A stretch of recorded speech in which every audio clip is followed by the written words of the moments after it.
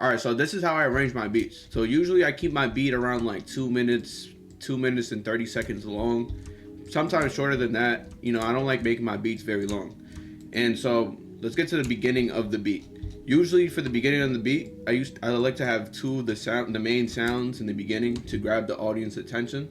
And then I'll bring in the third sound, the last sound, the lead sound. I'll bring it in last just to grab the audience attention even more. So I'll let that play, bring the drums in, I'll bring in all the drums, and I'll let this play. Oh, I didn't bring in all the drums in this section. I want to like build hype up for the beat by putting every sound except for the hi-hats. And then I'll bring in the hi-hats. So I usually keep the hook for around I'll keep the hook from 0 seconds to around 40 seconds.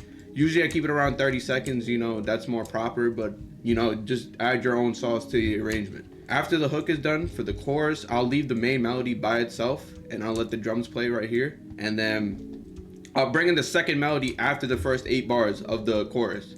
I'll bring in the second sound and I'll remove the main melody probably like 8 bars after this one, but I removed it. I kept the main melody for 4 bars on this section of the beat. So I'll let these sections play, and then maybe I'll bring in the lead sound sometimes just to bring more hype to the beat.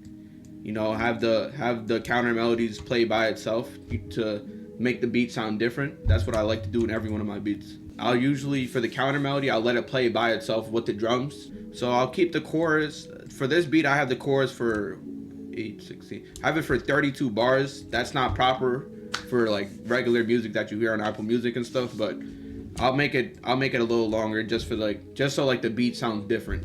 I guess I don't know how to explain it, to be honest, but usually people have it 24 bars or 16. I'll have it for 32 bars. And for the ending, what I'll usually do is so let me erase this. For the ending of the beat, I'm gonna copy and paste this whole thing, but I'm gonna remove the chorus part.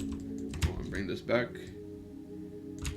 Bring that back. So I'll copy and paste this whole section of the beat, mainly these parts, and I'll bring it back towards the end.